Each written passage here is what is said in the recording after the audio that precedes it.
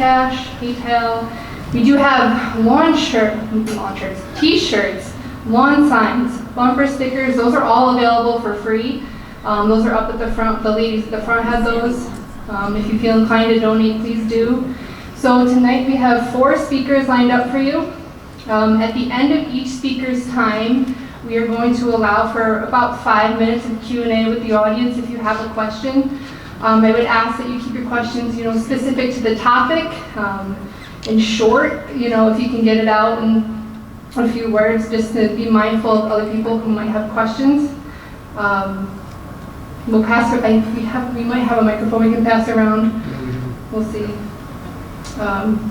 So I ask everyone just keep your questions short and relevant. Last, we do have a petition still circulating to close the dump. So if you haven't yet signed the petition, that is available up at the front. Please sign it. You do not have to be from the city of Rensselaer to sign it, or East Greenbush. So without further ado, I'm going to introduce our first speaker. So Bob Welton has been involved with the REC since January of 2020. He joined because, like a lot of us, he could not believe that the state allowed a landfill next door to a school. Bob has 2 master's degrees, one in public administration, one in social work. He worked in OMH at the central office. After 33 years with the state, he became a counselor for 5 years. Now he's retired, and he is our fearless leader of the Rensselaer Environmental Coalition. We are so lucky to have him, so please welcome Bob.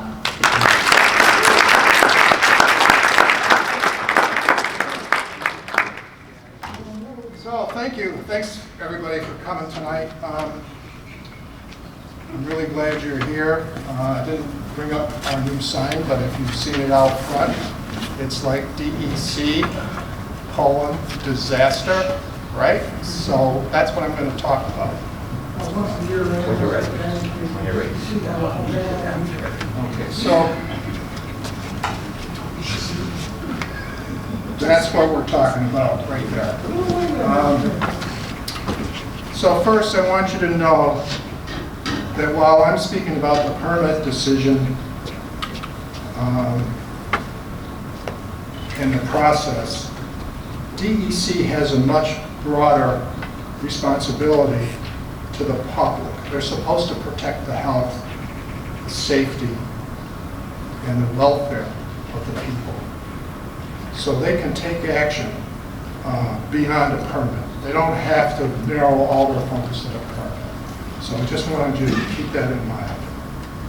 So on the evening of August 8th, 2023, at a DEC public hearing on the Dunn Landfill permit in front of approximately 100 people in the school auditorium, a teacher with 19 years experience at the Rensselaer City School District bravely stepped up to the mic at the podium and said, in part, the following: "I'm here to speak for myself, but in a sense also for other teachers that work here, and most importantly, for the young people I teach.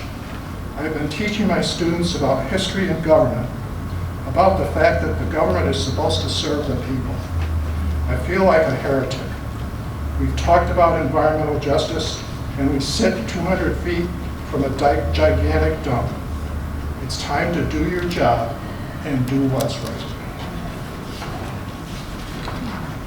So the DEC do what's right.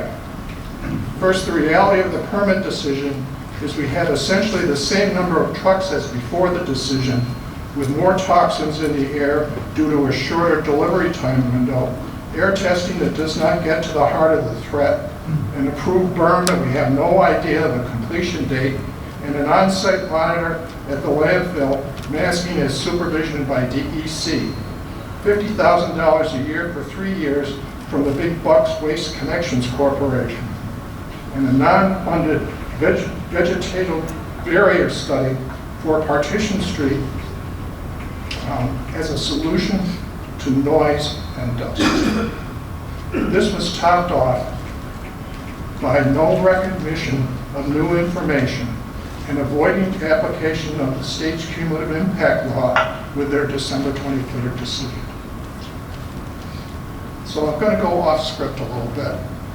This is my impromptu speech that was 5 weeks in development. but I was thinking about it today, and listen to this. There is no way in or out of the landfill but Partition Street. The landfill has said that themselves. There's no other way, right? And DEC or Dunn has never, ever justified the location next to a school. You know why? Because they can't. There's no justification. So, there's only one solution. That's to close the landfill. That's the only solution there really is to this. They can't do anything to make this right. So, what was not included? The rules on the permit say that DEC has the right to suspend or modify or revoke a permit if there is newly discovered material information. So, in the permit decision, there's no reference to PFAS chemicals.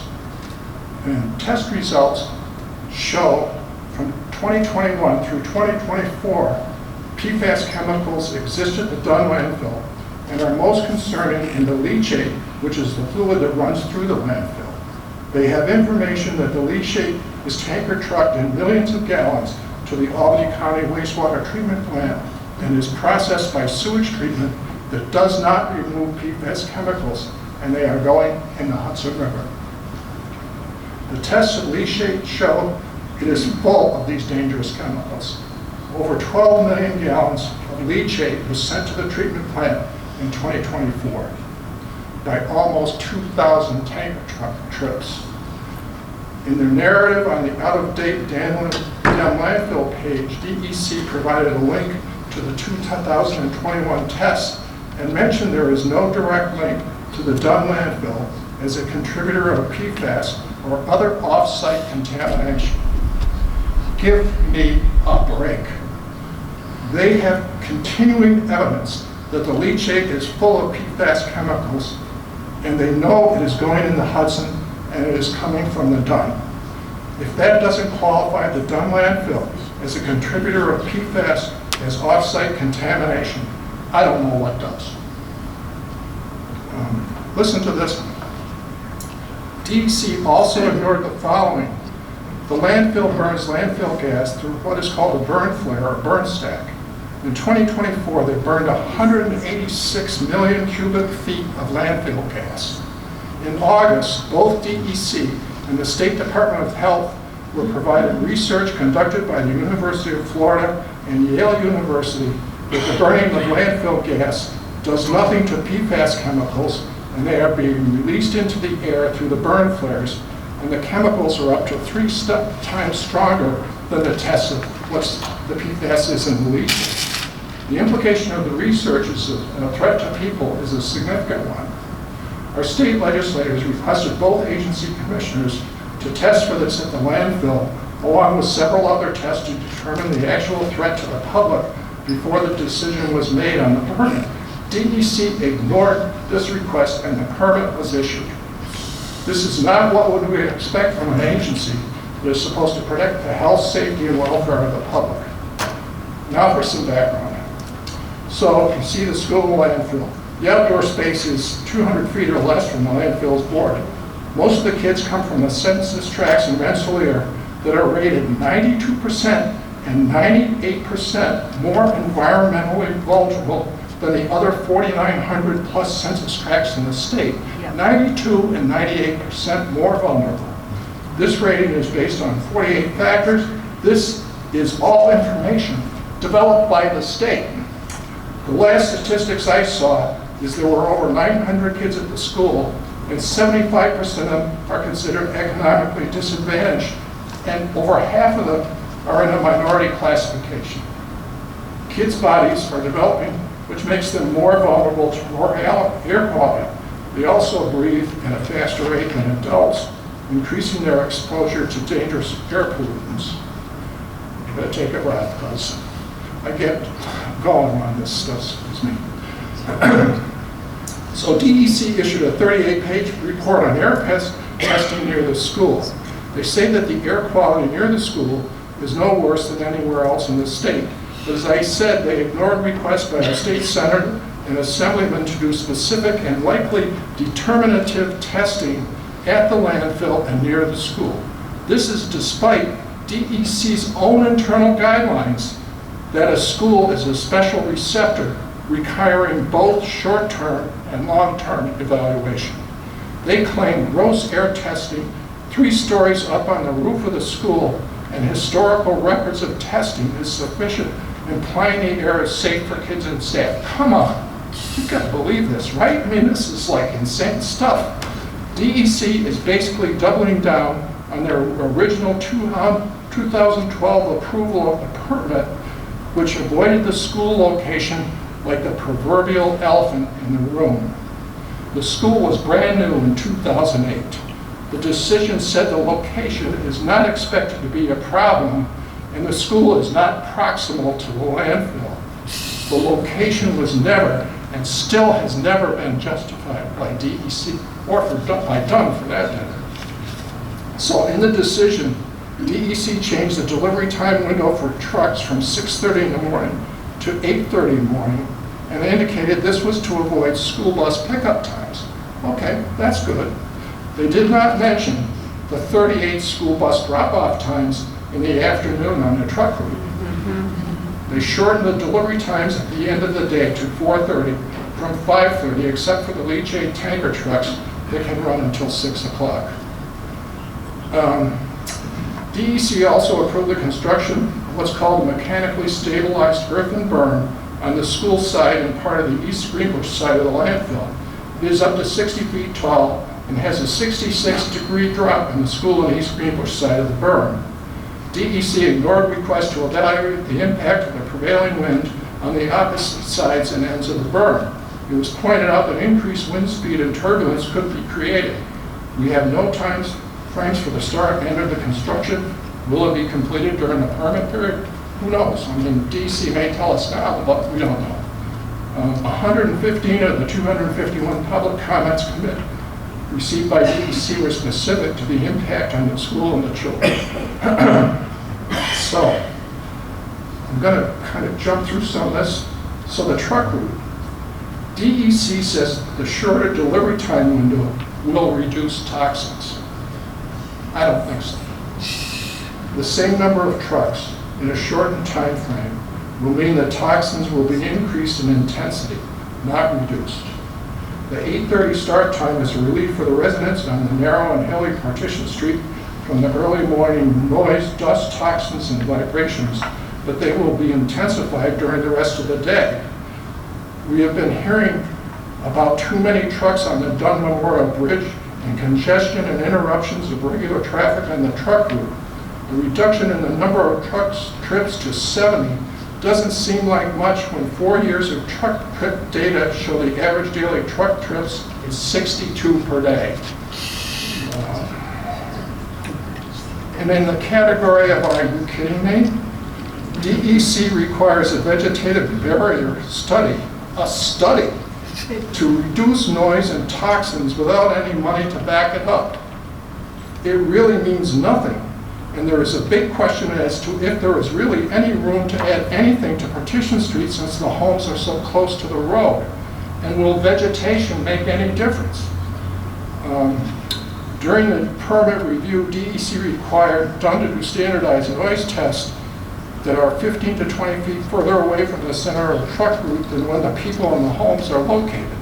These standardized tests do nothing to evaluate the impact on people in their homes, and they were provided with information that demonstrated this impact, but they chose to ignore it. The city filed an engineer's report with DEC on the damage done by the trucks to the infrastructure, and they were also told that individuals have had their property taxes reduced because living on the truck route.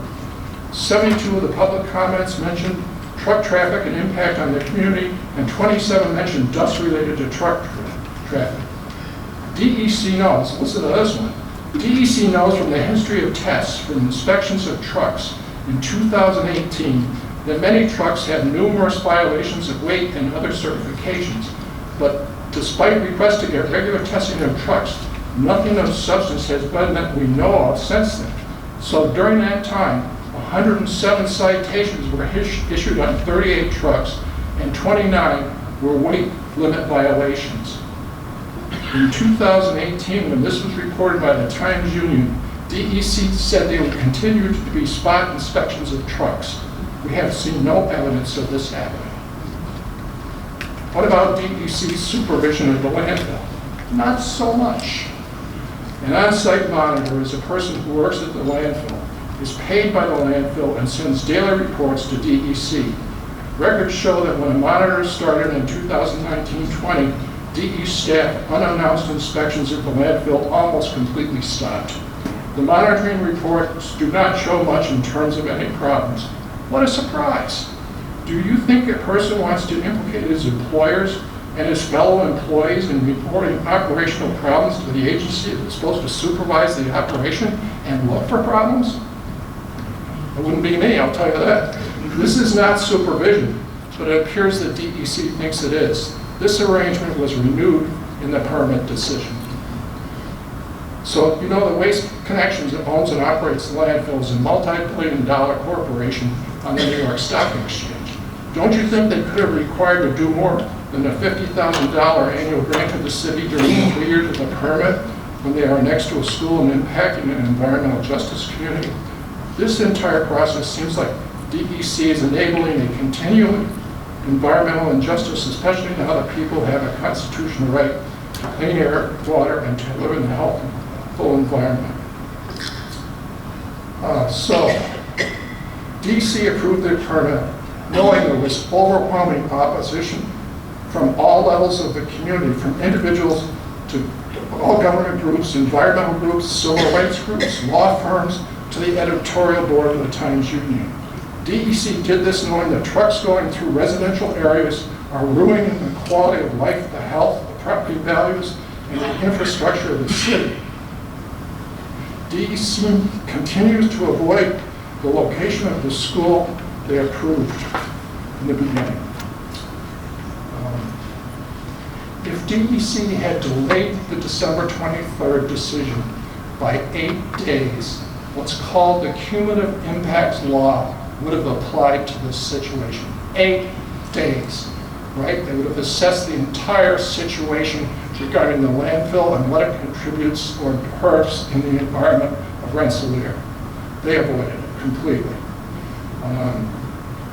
DEC's decision left the community with most of the same problems they had before the decision and created new problems.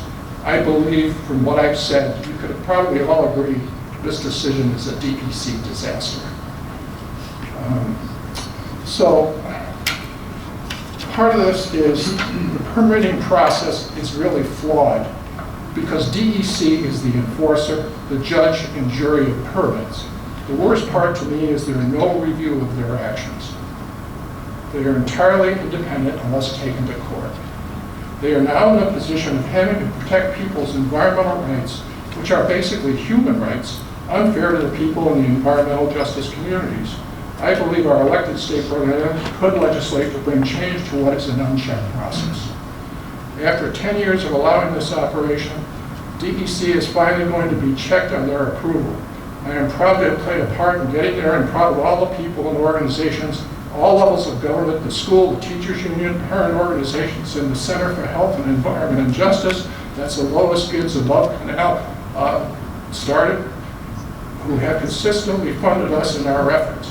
Now in particular, the City of Rensselaer and the Pace University Environmental Litigation Clinic, who have stepped up with record to challenge this decision because they, as you have heard, we don't think DEC did what's right. So I wanted to make sort of a non-commercial pitch. I want you to know REC is incorporated by the state as a not-for-profit. We're all unpaid volunteers, and our lawyers from PACE are pro bono, but REC is responsible for documentation costs and legal filings. We understand from our friends at Lights Out Norlight that this cost can be substantial. Grants don't pay legal costs. We are dependent on your contributions to stay in this fight, so whatever you can do to help us stay in this fight for the people, we certainly do need it. So thank you, and questions?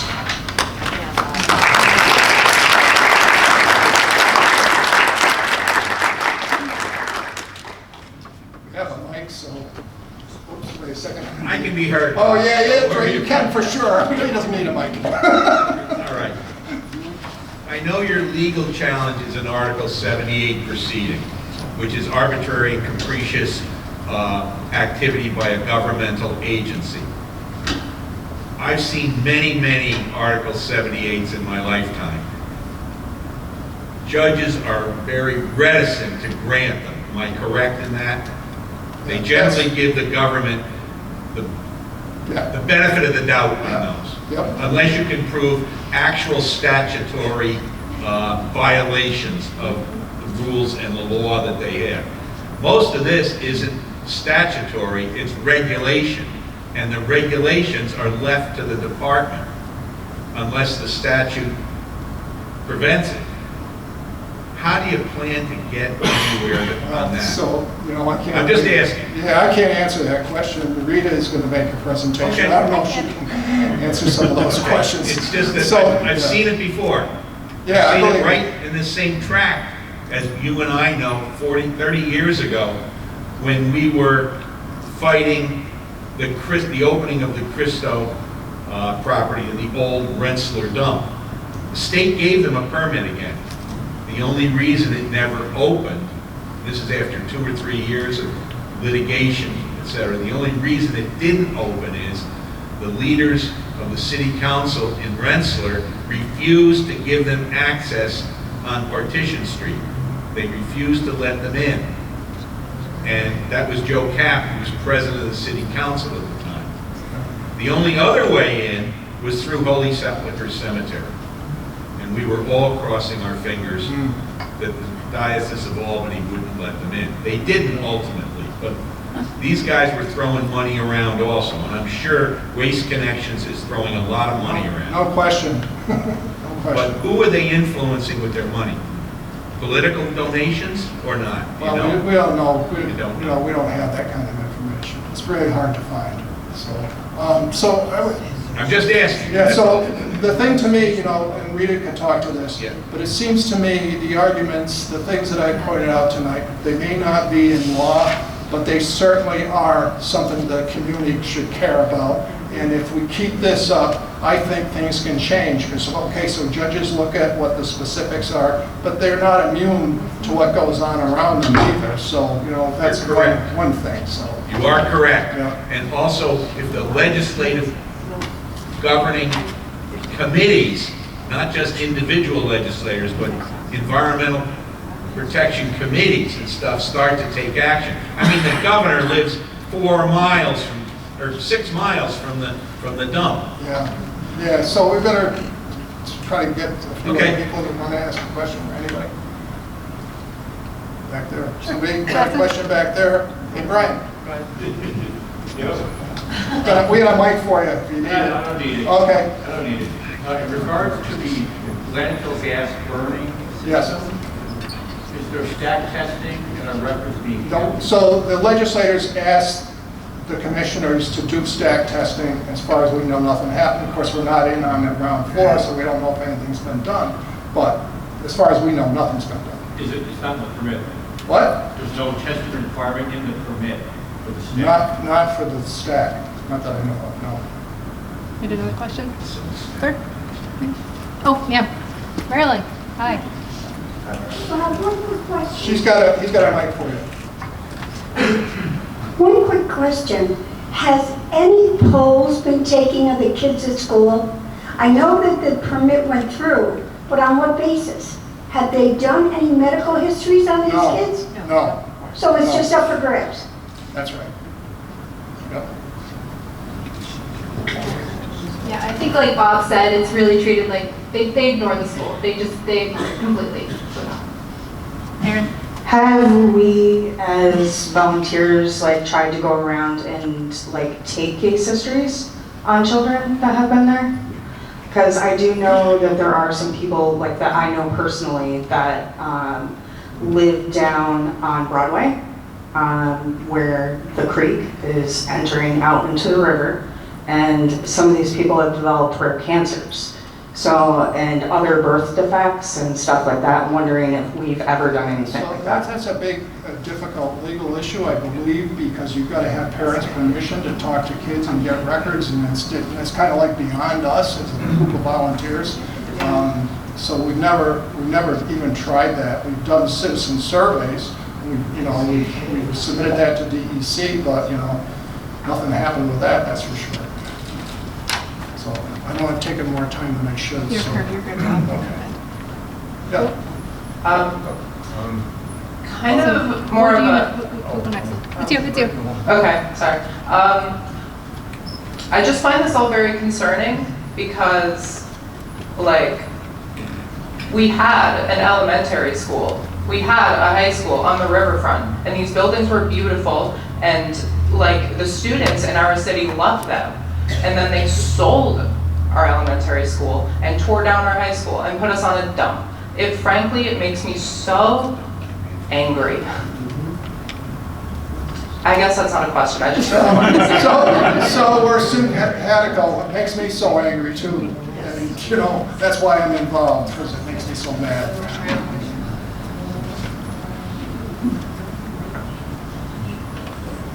That's it. So I've been amazed during the last few years that Dunn seems to have been proceeding here with so much confidence.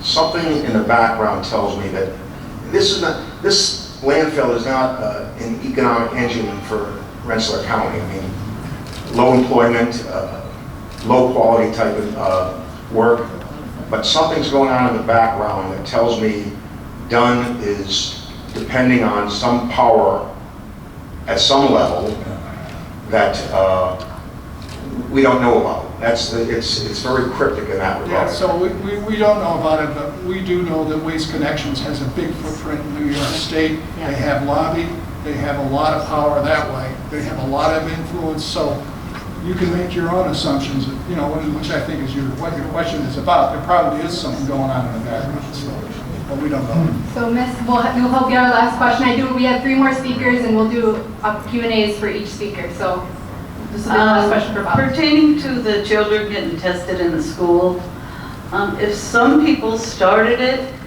and had their child tested and things came out positive, I think a lot more would be, they would be inclined to test their children too. And really, I think that might make a big statement. We could figure out a way to do that. You've got to have a lot of permissions to get to that. Well, if anybody in this room has children that go to that school. I went to that school for, Or anyone, or any teachers that work in the school, that type thing. I mean, you'd have to tell us what they'd have to be tested for the PFAS or. Well, lots of things, because they're handling all kinds of stuff. Right, we'd have to have a list of what to test for. Can I just mention one quick thing? When we did 3 site testings of the streams peripheral to the landfill, coming out of the landfill, one going toward the school to the north, one the Quackadary Creek itself, downhill from the landfill, and I was pushing hard for the oldest section of the landfill, which is the south end. And there's the dead end of John Street has its ephemeral stream. We got a level 30, which is, I fed probably parts per trillion. But that was like corroborated with the purity of the testing materials that we were using. That was PFOA. And that is one of the things that's going into the landfill. It's going into the Hudson River, and it's being consumed for the drinking water. The Hudson 7, the communities downstream, like in the city and town, Poughkeepsie and Rhinebeck and Hyde Park, etc., and Silkus and Lloyd on the other side of the river. So I mean, these people are drinking the water. You are absolutely right. You are absolutely right. Everything you said, that is true. And I just thank you for bringing that up. I want to keep it just a small PSA. We keep talking about kids at the school. The REC is run by a steering committee of about five or six people. None of us have kids in the school, so if there are parents and you want to get more involved, please pull Bob and I aside and we can have a conversation if you have concerns, if you have questions, if you want to get more involved. I do want to move us along. Our next speaker is Rita Flanagan. So Rita is going to graduate this May, very soon, with her law degree from Pace Law in New York and her master's of environmental management from Yale Law School of Environment. In conjoining these degrees, Rita has built scientific and legal expertise on climate change, environmental justice, and natural resources. So this semester, she has worked as a legal intern with the PACE Environmental Litigation Clinic, which Bob mentioned, representing REC in this special Article 78 proceeding against DEC and the Dunn Landfill. Rita looks forward to working on these types of matters as an attorney and collaborating with communities to fight for environmental justice on the ground and in the courts. So it is my great pleasure, and I'm very excited to introduce Rita Flanagan to tell us more.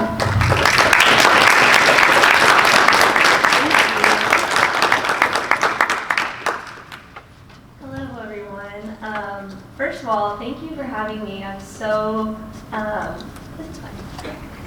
grateful to be here. I was so grateful to have worked with REC all semester. I am very happy to share that on Thursday, April 17th, almost 2 weeks ago, we did file an Article 78 petition in Rensselaer County Supreme Court. I will keep this portion brief and happy to take questions. I'll also be here at the conclusion of the event if anyone wants to learn more, because I know we have other speakers after me. But essentially, an Article 78 petition is a legal mechanism that's used to challenge a state action or inaction, and this includes agencies. So in filing one, we are asking a court to review the decision of DEC to issue the renewed and modified permit that was issued in December 2024.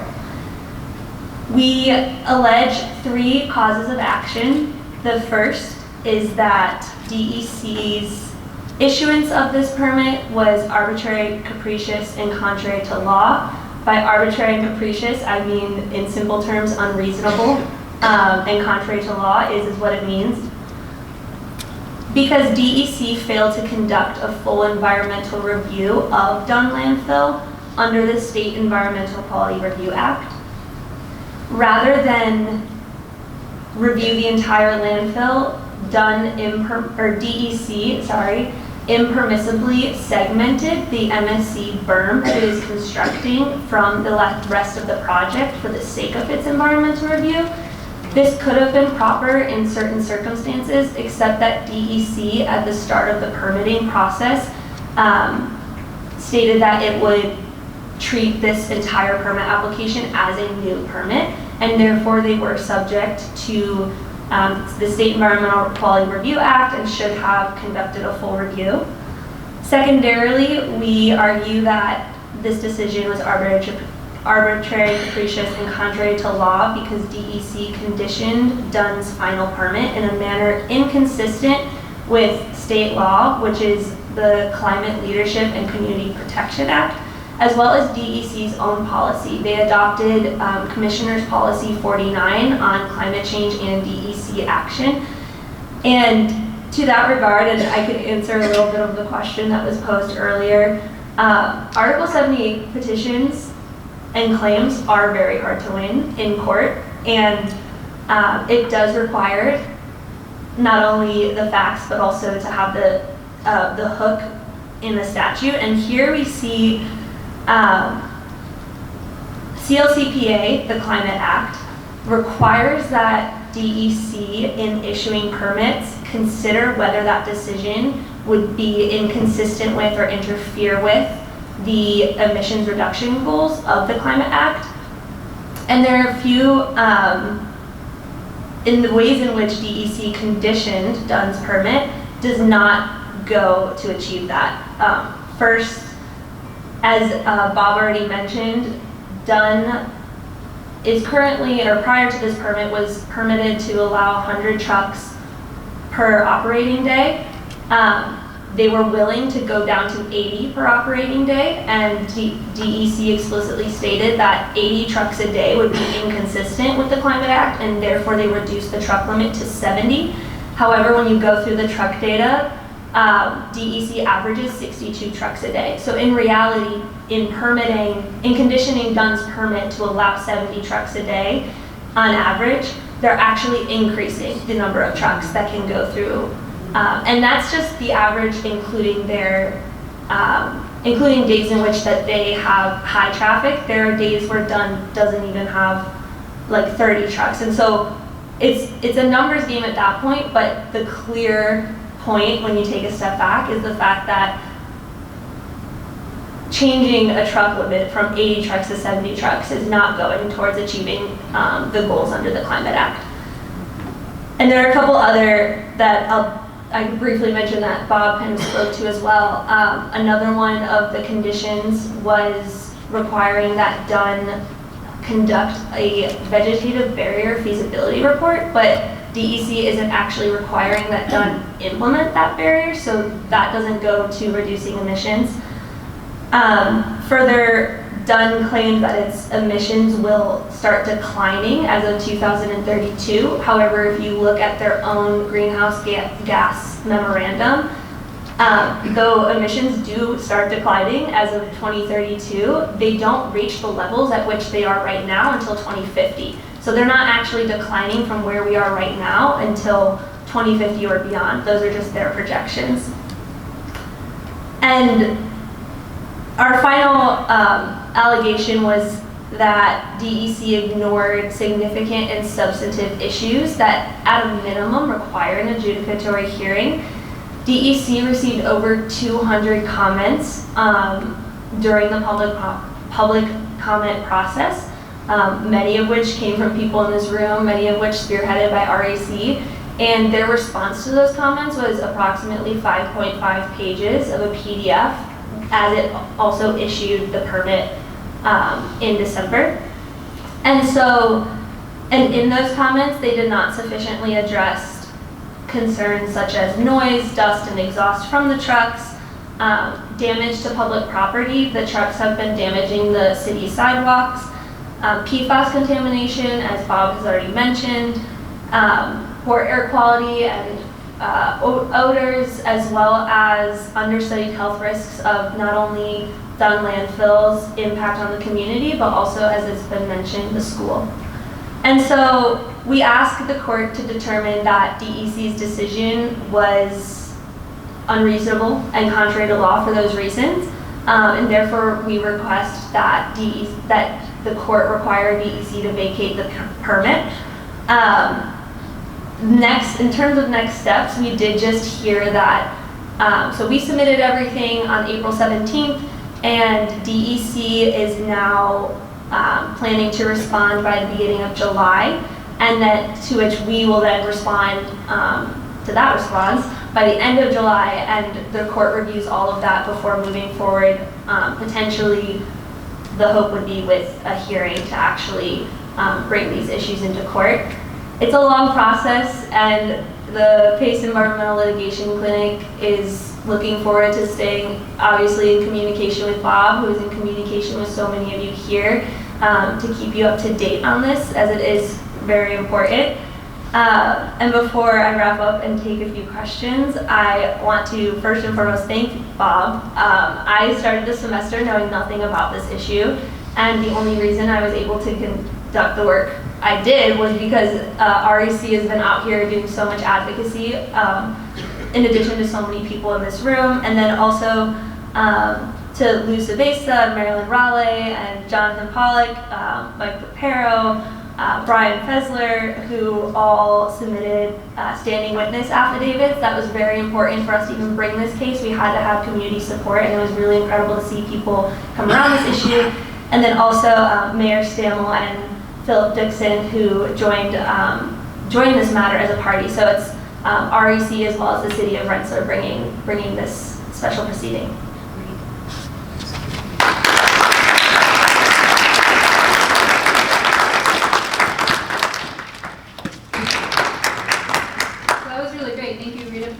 Your expertise here. That was awesome. I want to introduce our next speaker. Our next speaker is Tracy Frisch. So Tracy is an independent journalist, a homesteader, and a community activist living in rural Argyle, north of Albany, Washington County, right? So Tracy currently chairs the Clean Air Action Network of Glens Falls, or CAN. In late 2024, CAN and its grassroots partners actually declared victory over Saratoga biochar, if you heard of it. Saratoga Biochar sought to build the biggest sewage sludge biochar plant in the country. DEC denied the company the required permits. So PFAS, or forever chemicals, have become a strong interest for Tracy. Her interview, Something in the Water, appeared in the Sun magazine. She was the lead author of a 2023 Sierra Club report called Sewage Sludge Fertilizer Contaminates Farms with Toxic PFAS. She also served as the National Sierra Club's PFAS sub-team for several years, so it is my great pleasure to introduce you all to Tracy Frisch. She's going to talk to us about PFAS.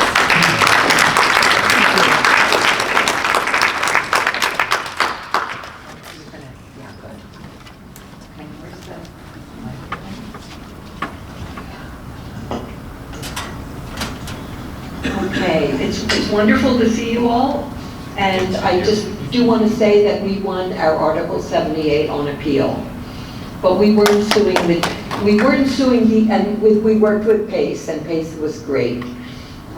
We weren't suing DEC, but the Moreau Town Planning Board, which determined that the largest sewage sludge biochar plant in the country would have no significant environmental impacts. We lost in the first court, but then the day before the appellate arguments, DEC denied the permits, all 3 permits that Saratoga Biochar needed. And there were 500 comments against the permits. So, but I think people would have done civil disobedience if that thing was going to be built. I mean, people were really worried. But moving right along, let's see, how do I advance the slides? Spacebar. Okay, great. So I first got involved with PFAS as a journalist, and then it came close to home. So PFAS is an acronym for a large class of chemicals. Currently, the class of chemicals is thought to be 15,000. In the course of writing the Sierra Club report, it went from like 5,000 up to 14 or 15,000. It's an acronym for per and polyfluoroalkyl substances. It's a plural, and all letters are capitalized. So the S stands for substances. And the 2 most well-known PFAS are pictured here. PFAS have a carbon backbone, so carbon atoms bonded together, and then they're 1 or more fluorine atoms bonded to the carbon. And the fluorine-carbon bond is one of those strongest in all chemistry. It's very indestructible. That's why the sewage sludge biochar plant would not destroy the PFAS. They'd have to have an incinerator on top of the pyrolysis unit that makes the biochar to destroy the PFAS. And there's attempts at this in other facilities around the country, and it doesn't work. I mean, at least the one we know of in New Jersey near Newark has failed to destroy the PFAS. This particular bond is not found in nature, and so there aren't enzymes in our bodies to destroy them. There aren't enzymes or other mechanisms in other kinds of organisms either. I'll tell you a little bit more about that. So this I attempted to put this slide in, but it was from another slideshow that was vertical. Anyway, you've heard of chlorine, iodine, chlorine, and bromine. They're all halogens like fluorine. And chlorine, it's used in disinfectants as a disinfectant because it destroys microbes. Bromine is used in flame retardants. These are all highly toxic elements. And most PFAS are persistent organic pollutants because they don't break down as is DDT and PCBs and a whole lot of other ones. And they're called organic because they have carbon, not because they're certified organically grown or anything. So there's a lot of properties that PFAS have that make them so ubiquitous in commerce, in industry. They're fire and heat resistant, they're water repellent, stain resistant, oil and grease resistant. And you will see a little bit later why they're in building materials, and these are some of the reasons. But they also threaten our health and the environment. They're so persistent in our bodies.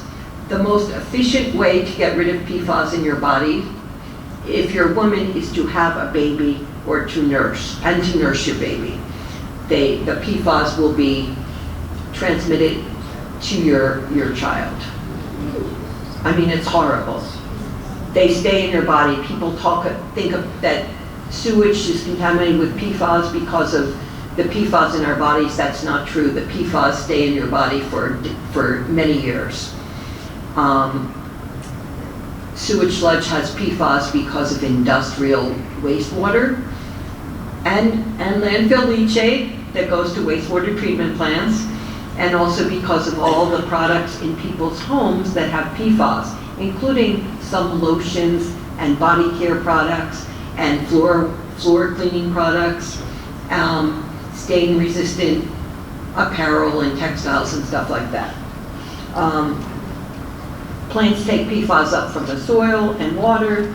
PFAS can accumulate up the food chain, so if you eat freshwater fish, for example, which are highly contaminated with PFAS because water bodies are contaminated with PFAS, but they bioaccumulate up the food chain, so a fish will have a lot of PFAS compared to what's in the water. They tend to leach through the soil, get into our drinking water. They're mobile in the environment. They're water soluble. Not every PFAS is water soluble, but many of them are, and there's 15,000. Most PFAS have not been studied. The two that I showed you, PFOA and PFOS, have been the most studied, but when others are studied, they tend to have the same characteristics. A former DuPont company that was spun off for liability reasons, called Chemours or Chemours. They have a big plant in North Carolina. They've contaminated a great deal of the water of the rivers in North Carolina. They started making a PFOA substitute called Gen X. It's a shorter chain PFAS. Instead of having 8 carbons, it has 4 or 5, I think. And it was determined that that also was carcinogenic. And it was highly mobile. And the smaller PFAS are harder to filter out of water than the large PFAS. The smaller PFAS also may evaporate from being a solid, which larger PFAS perhaps cannot do. But at room temperature, some PFAS, they're volatile organic compounds. And so that's what people might be breathing. And that's what might be in the landfill gas. This is from the European Environment Agency. There are so many different ways that PFAS harm human health. Basically, they affect all bodily systems. They affect reproduction. They're associated with cancer, kidney cancer, more recently breast cancer, and I think, testicular cancer. I couldn't remember which was the other cancer. They also cause damage to the liver and kidneys, which is not surprising because those are organisms that try and detoxify things or excrete toxins. They cause inflammatory bowel disease, ulcerative colitis. They make it harder to reproduce. They cause developmental problems in children or lower sperm count. Oh, and they also affect the immune system. And so the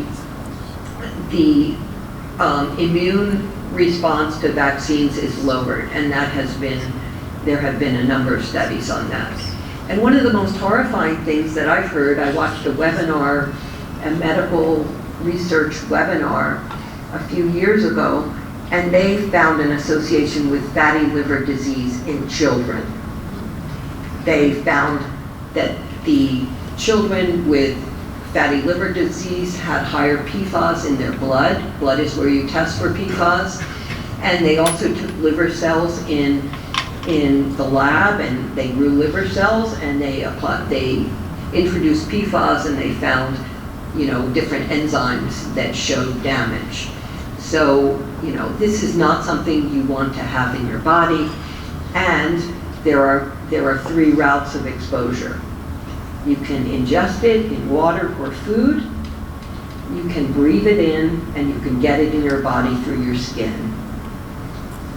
And you can breathe it in through dust, you can breathe it in through vapors, you can breathe it in from, because it's attached to particulate matter, or it's burning. Now, the landfill gas that they're flaring or burning, it's not surprising that it doesn't destroy PFAS, because PFAS is only destroyed at extremely hot temperatures. Because it's such a stable compound, destruction of PFAS means that carbon-fluorine bond is broken, and that requires an awful lot of energy, i.e. a very high temperature. So PFAS have been around since the 40s. I think they were used in enriching uranium. They put kind of a Teflon coat on the pipes to get the uranium out. So there's a bad history of PFAS starting then. We don't know how to test for most PFAS. We can make them, but we can't detect them. And PFAS are in a whole lot of different things. 10 parts per trillion is the New York drinking maximum contaminant level in drinking water. EPA's regulations, which are not going to be enforced by the current EPA, are 4 parts per trillion. And I have at the bottom, 1 part per trillion is 15 times lower, a billion times lower concentration than 1 part per million. And we have parts per million in our toilet paper. And that's not because anyone wanted to make toilet paper stain resistant or water resistant. It's because some paper mills use PFAS as a lubricant in their pulping equipment, and some paper mills may use PFAS. When they put the paper pulp in kind of a mold, they might spray it with PFAS. And some paper mills don't use PFAS, and we have no way of knowing. This was a graphic I just found. It lists several PFAS or types of PFAS, and then a number of applications. And you'll notice that building materials is one of them. Stain-resistant carpet could actually go into a C&D dump as well. Personal care products, medical devices, and implants. They're in touch with a woman in the Syracuse area who's very concerned about the chip fab factories, that are the Micron factory that's going in, because they use a lot of PFAS in making chips. Okay, so this is, I think, the most interesting part of my little presentation. There's a really good institute. I would suggest that you write down the name and check them out. They have some very accessible materials. The Green Science Policy Institute. They have like 3-minute films about 4 classes of really toxic materials. PFAS is one of them. I think brominated flame retardants is another one. Okay, so I'm just going to go through real quickly what kinds of building materials have PFAS, and then you'll know that it's not surprising at all that a C&D dump has a lot of PFAS in leachate and in landfill gas. Metal roofing, so they use this as a protective coat. Asphalt roofing, to coat the asphalt shingle granules to increase their solar reflectivity and keep buildings cooler. Oh, thank you very much. Waterproofing membranes may contain PFAS. I don't know what tensile-based roofs are, and that doesn't look like anything that, that I'm familiar with. But most tents have PFAS coating, as do rain gear. PFAS coating may be applied to rain gutters and concrete roofing tiles to repel dirt and resist staining and mildew. Paints, metal coatings, wood lacquers, plastic coatings. It says bathtubs, whoops, don't know here. Yes, so all the plastic that you might have in your house or in commercial buildings may have PFAS. Carpets and rugs that might have repellents to keep them from getting stained or wet or whatever. Stain and soil repellency in flooring. Grout, tile, stone, and concrete sealers. I built my own house and I was really careful about not using toxics. Little did I know about PFAS. I have an 800 square foot passive solar house in the town of Argyle. I built it between I was the general contractor and the main laborer. I did it with friends and some paid contractors. It's 800 square feet, and I scoured, I have a book, I scoured the internet, and little did I know there's grout around my kitchen sink, there's grout around the trim and the siding. There's caulk. These emerging contaminants have been known for many years, but they've not been disclosed. Adhesives, including Band-Aids, have PFAS.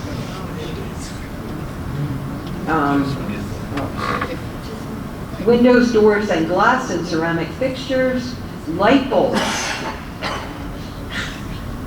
fluoropolymer coatings to apply to shatterproof light bulbs. PFAS in furniture fabrics, wire and cables, electrical wires. They allow for the use of thinner insulating sheaths that are flexible, durable, and resistant to heat. So you can see why PFAS are desirable for these many properties. They're just not desirable when you have to dispose of them, or when there's a house fire, or when you're in the factory producing them, or when you're living with them. So they're desirable to the product manufacturers, maybe. Plumber's tape, fiberglass and film tapes. Oh boy, did I use a lot of these on my sheetrock when you tape the sheetrock. Flashing tape, timber-derived products, composite wood products. I stayed away from these in my house. I used wood from sawmills, but most buildings have this kind of material. And solar panels. I have 4 solar panels on the front of my house. My vegetable garden is just past the solar panels.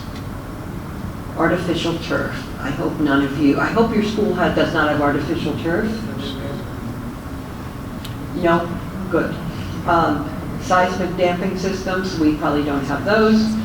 So I would really suggest that you go to the Green Science Policy Institute's website and read this report, because it will give you some insight.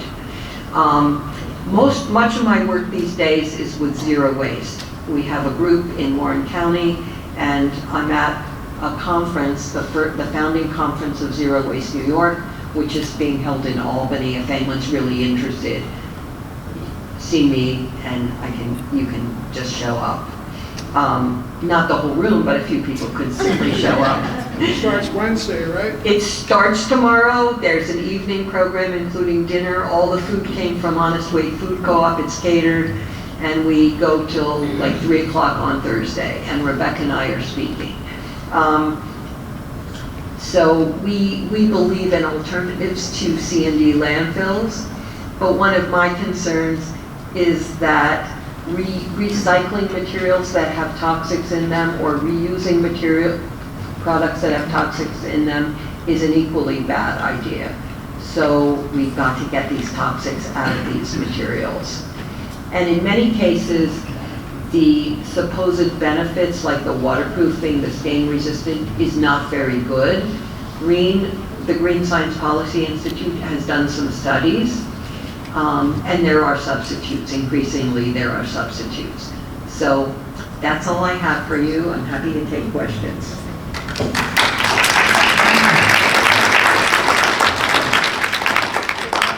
Sir?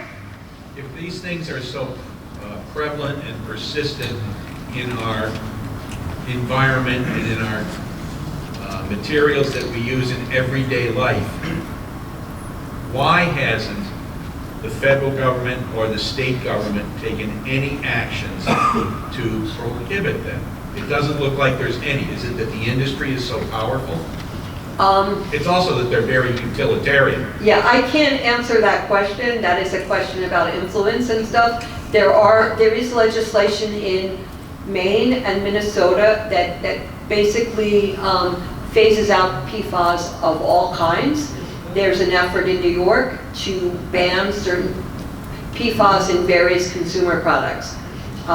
New York's efforts are not going as far as Minnesota, which is the home of 3M. 3M and DuPont were the two main manufacturers of PFAS. Of course.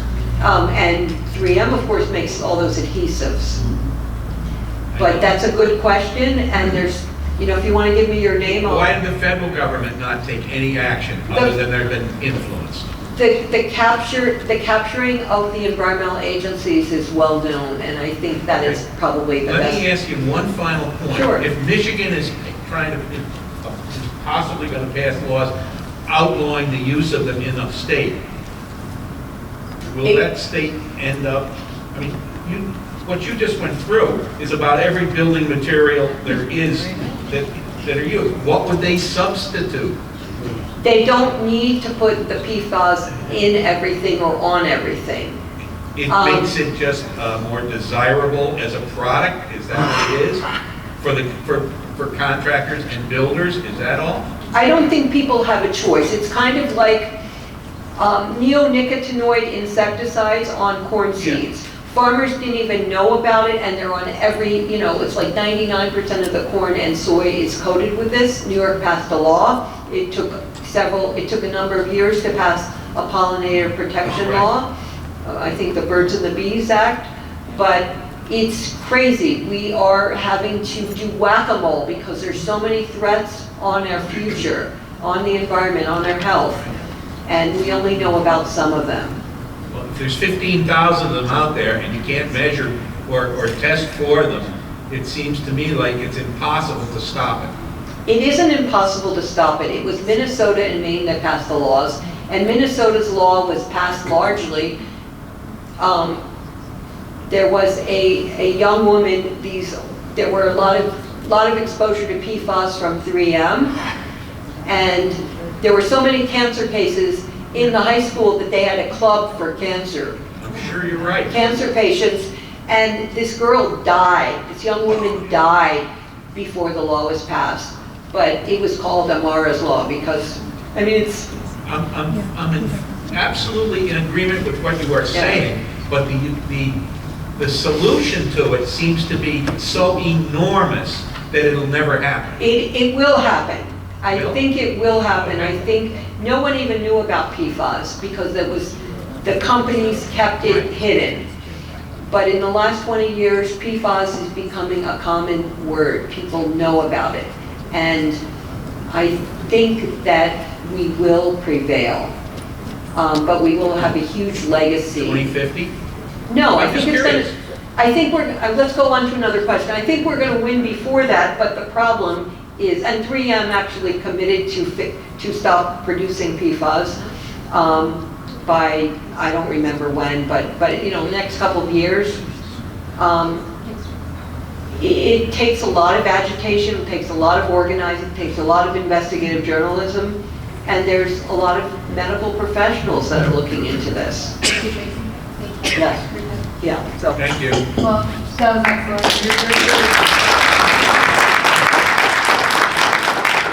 And I think half the battle is education and informing ourselves, so I want to thank Tracy for doing just that.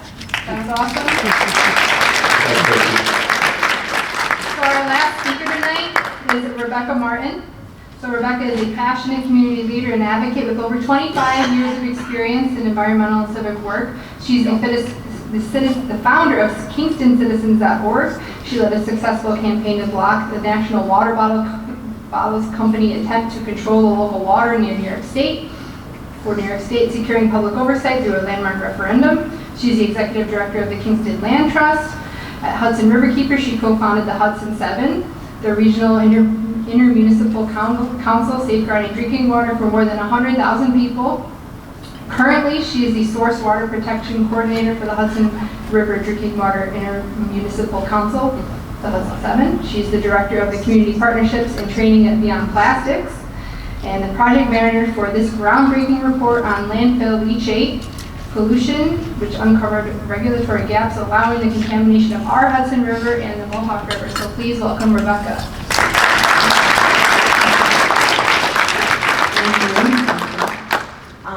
I just wanted to add a little context that in the United States, there is something called the precautionary principle that exists in the European Union, where the burden of proof is placed on the corporation that's creating chemicals to test those chemicals before releasing them into the environment. Similar to what we know as the FDA, right, with pharmaceutical drugs. That does not exist here in the United States. There are, I'm here to say, because this is really heavy stuff, there's a lot that we're discussing tonight. It's important for there to be clear actions and steps and framing out how we approach the problems that are in front of us. With chemicals, every day they're creating new chemicals because they can. The precautionary principle is something, it's a big, big lift. It's a federal effort to get the congressional reps at some point to take that up. But municipalities and counties can start approaching this with procurement policies. There are things that we can do that can stop accepting and allowing and raising the awareness of we don't want these chemicals in our community, in our homes. So there's always an action to take. And framing out a problem and committing to the problem and finding the frame through legislation of all sorts, policies, laws, comprehensive plans, zoning is the way, and civic responsibility. Instead of it feeling like a big rolling tide taking us out, civic responsibility is the day-to-day relationship in our local communities, and it's so important that we do what we're seeing today with the Rensselaer Environmental Coalition, and Jess and Bob and Lou and all of the members. And I drove up because from Kingston, where I live, because I love grassroots and local efforts and our community members and residents. So I'm going to share some more information that's a bit difficult. But we do this so that we're aware of it and we have actions so that we can take steps to make improvements. So that's my goal, and I think that's all of our goal tonight. So I just wanted to add that, because the precautionary principle is really important, and we can learn about these things, and actually in our report we discuss it. So, do I just... Thank you for that. I haven't even begun. And thanks to Brian for your help today to get this all together.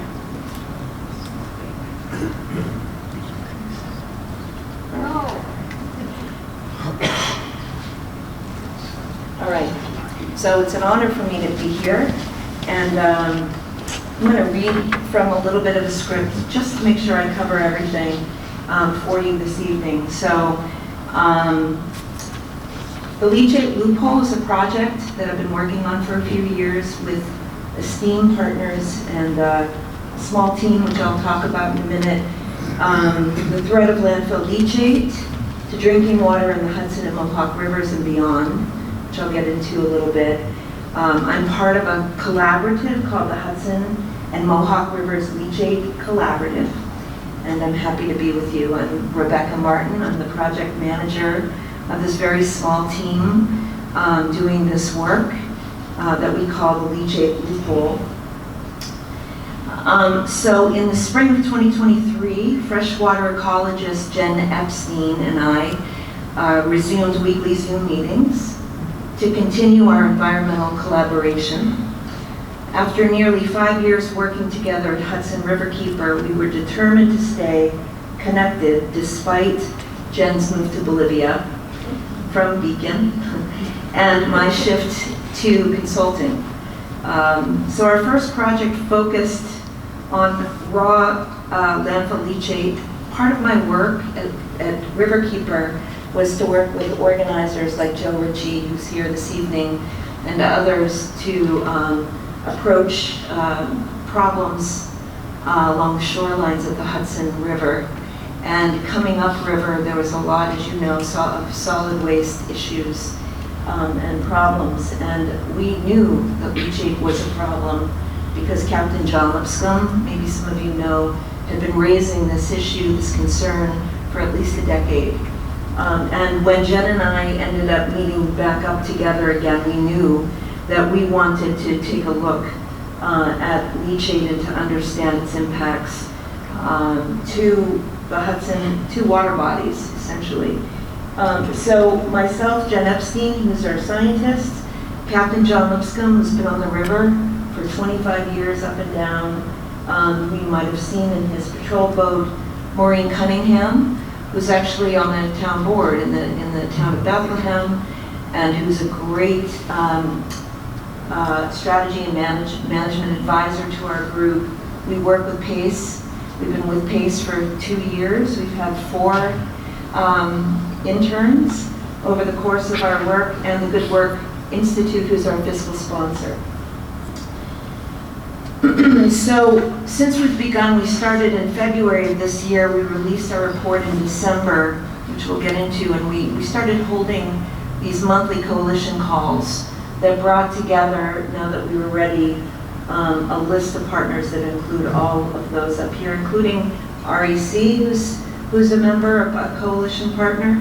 And we meet each month because we're learning a lot about many things, including the concept of on-site treatment of leachate at landfills, which we'll talk a little bit more in a minute.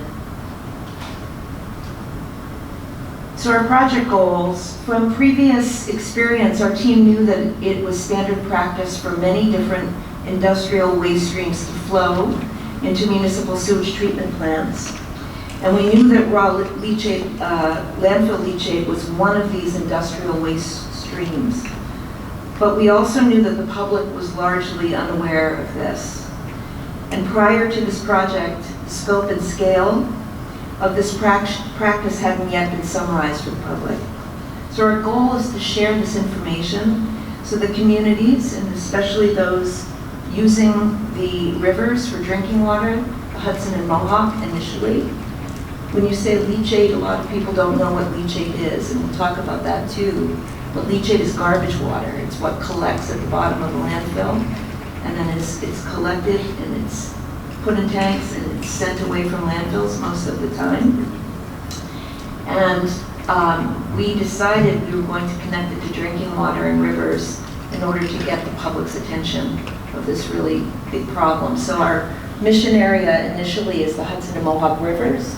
Both are drinking water supplies, and we'll get into that. But that is why it's specifically geared to the rivers that we all love. So our goal is to share this information and become aware of how landfill leachate is handled for disposal, and can use this information to protect the drinking water sources. So what's leachate? And why do we care if landfill leachate is put into drinking water? So leachate is the liquid that is produced when rain or snow melt percolates through a landfill As the water moves through the mass of garbage, it picks up a variety of chemicals, known and unknown. This includes heavy metals and pesticides and a wide range of synthetic chemicals like PFAS. Since about 1970, the EPA has registered more than 86,000 chemicals for use in U.S. manufacturing and commerce. Many of them are petroleum-based additives that are used to make everyday goods more convenient. For most of these chemicals, we lack sufficient information to fully understand the risks associated with exposure through air, water, and soil. But in many cases, we know that the risks are there. So when we throw stuff away, it doesn't disappear. It goes somewhere, and that is usually in a landfill. So it's difficult to imagine water more polluted than leachate or garbage water. And leachate isn't just a word, it's an extremely harmful, toxic, and polluting substance that should never be allowed to leave the landfill. So we began our work by focusing on the portions of the Hudson and Mohawk rivers that are used as drinking water supplies. This includes the Mohawk River from Fulton and Montgomery counties east to the Hudson River, and Hudson River south from its confluence with the Mohawk through Ulster and Dutchess counties. Our project area includes some areas that are not officially designated as drinking water sources by the state, but we've included them because all the waters are connected. So these rivers are also a drinking water source, and Lou spoke about it a little bit earlier.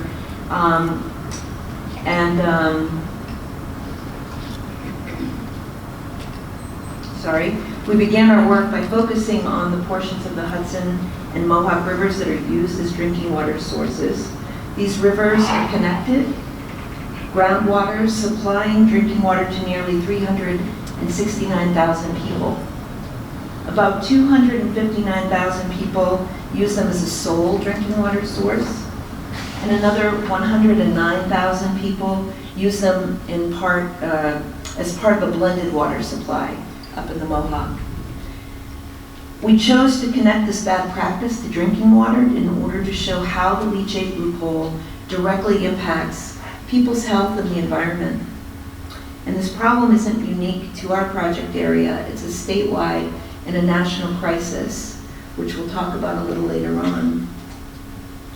So our methodology for this project, what we did, we collected data on leachate flows from municipalities through Freedom of Information, or FOILs. And we also utilized information in landfill compliance reports. We compiled this data through 2019 through 2019 to 2023. And we chose this time range because 2023 was the most current year with data available at the time we began the work. And going back to 2019 gave us a 5-year window. We also tracked the municipal fees, which is pretty extraordinary. And you'll see that. I don't think we touched upon that here, but in some cases, the landfills are paying pennies per gallon, which is the cheapest way of handling pollution you can imagine. So in the end, we found that the big picture is that 89 million gallons of raw leachate are passed through municipal sewage treatment plants into the Hudson and Mohawk rivers each year. And that number, it's incredible to imagine it cumulatively. 58 million gallons go into the Hudson River and 31 million gallons go into the Mohawk River. And the vast majority of this leachate comes from active landfills at 78 million gallons. And the remaining 11 million gallons come from inactive or closed landfills.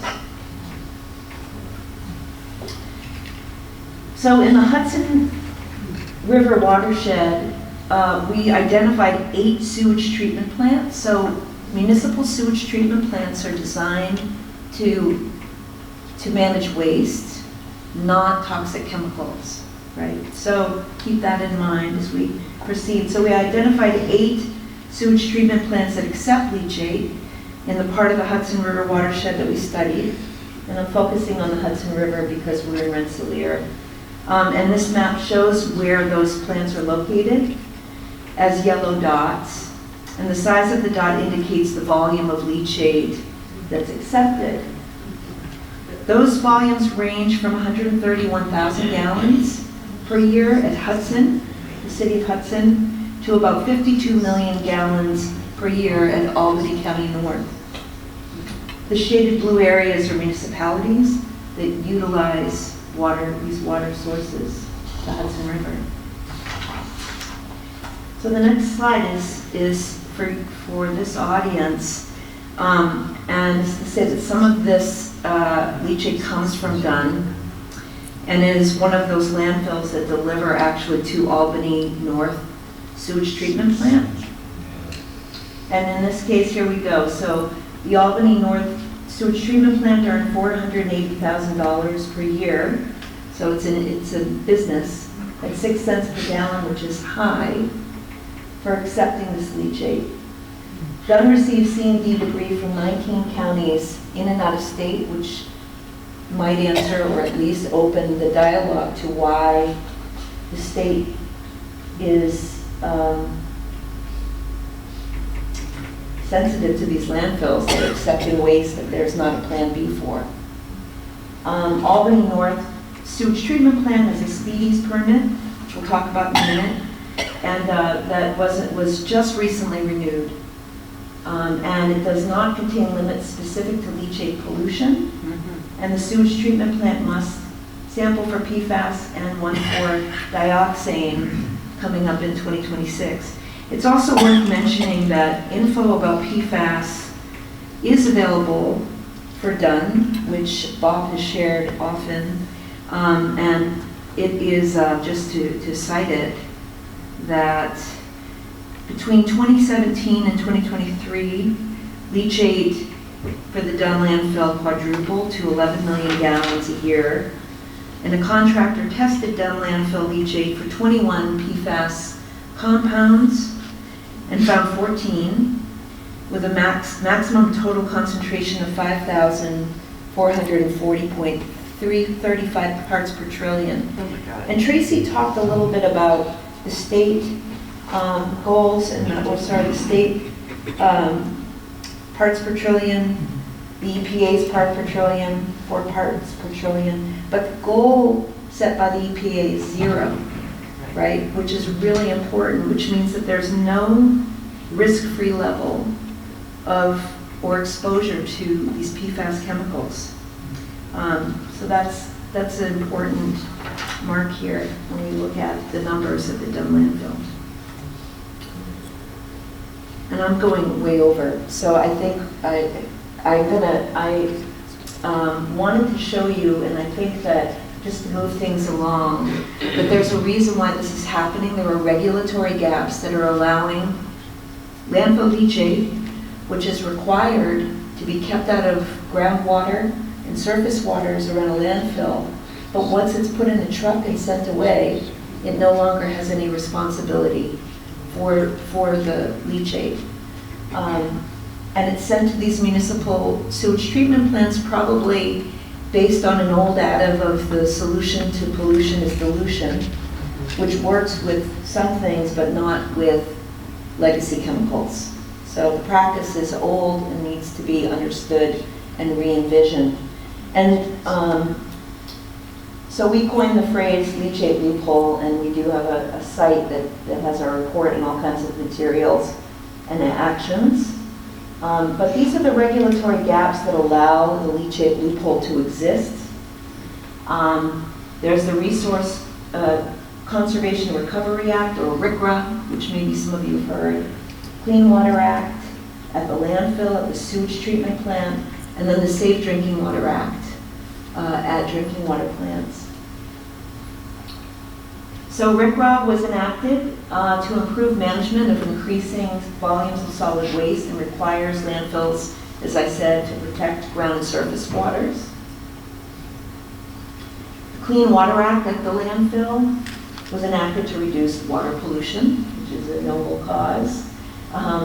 It requires landfills to obtain a permit of discharging leachate directly into surrounding waters, but is not required when it puts it in a truck and sends it away. And the permit would require some treatment of leachate.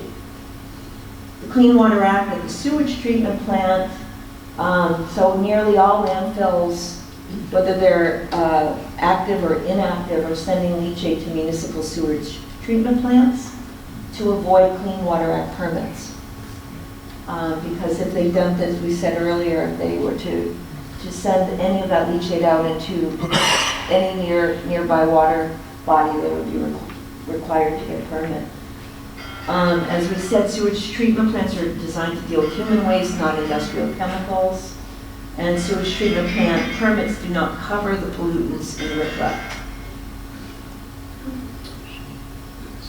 So the Safe Drinking Water Act is what drinking water plants follow, and certainly rivers and plant operators. They're looking for 90 contaminants, and many of those contaminants do not actually match up with what is leaving the effluent of the sewage treatment plants into rivers. So they're not in sync at all.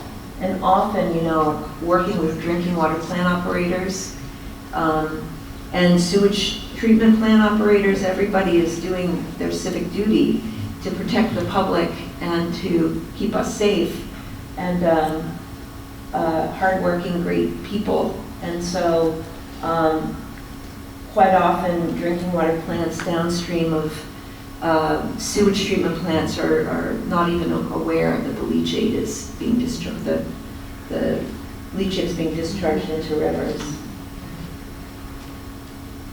So industrial waste is not gone from our rivers, it's just hidden. It's something that Captain John Lipscomb has been saying. And we have a system that requires landfills that prevent releases of leachate into neighboring ground and surface waters. But our current laws are decades old and rest on even older assumptions about water pollution. And when it comes to legacy chemicals, as we said, the solution to pollution is not dilution. We need new approaches to waste management. And so our group actually decided, we've been working with Seneca Lake Guardians and the Seneca Meadows permit that you mentioned earlier. And we've decided to expand our reach, and we started doing research on statewide data to show what's happening in scope and scale. And with the active landfills in New York State alone, there are 671 million gallons of leachate that's leaving landfills and going into rivers and water bodies that are drinking water supplies in the state. This is important because we want the public to understand the problem and to engage with us. So some solutions, just quickly. We'll talk about this in a second. To treat leachate on site, to remove the broadest range of contaminants before discharging into surface waters. And it's true that right now there's no silver bullet, that technologies need to really catch up, but they do when people start demanding it. And so that's what we're beginning to do here. We can close landfills. We can increase municipal composting. It should be every county that has, it should be in the law like seatbelts. We should all be composting. It's 40% of the waste stream. Reduce single-use plastic waste. Apply the precautionary principle to chemical approvals. And stop creating toxic chemicals. So what's next? While we were doing this project, the DEC announced the rulemaking, which is regulations for, quote, on-site treatment and disposal of landfill leachate at landfills. So a rulemaking is really important because it's a law, it's a regulation, and it's a moment when the public has a chance to come together to make a good law for these things, for on-site treatment and disposal. So the DEC solicited input, but only from landfill operators. Oh, gee. And the rulemaking has been delayed since 2023. So our team is small and mighty, and if you want, you can take an action right now and ask the DEC, urge the DEC to open the rulemaking. So when they open the rulemaking, you'll see the regulations in the text and what they intend to do. And we're working with PACE and Earth Justice and Just Zero and many, many organizations to get ready to make a really good, solid law and make New York State a model state for how we're dealing with leachate at landfills to protect our drinking water supplies. So that's it. And I have our issue brief as well that you're welcome to take home with you, save paper. And we're at leachateloophole.org, and there's a lot of information. There's been a lot of local activity. The City of Kingston chose to disconnect a stream of leachate into their sewage treatment plant that would go into the Rondout Creek and out to the Hudson River because of the Hudson 7. So municipalities are starting to disconnect their leachate. It leaves the landfills in a bind, but it's the only way to start moving this needle. So we're really getting ready and would love to work with you all on this. And thank you. I'm sorry I went over, and appreciate your time.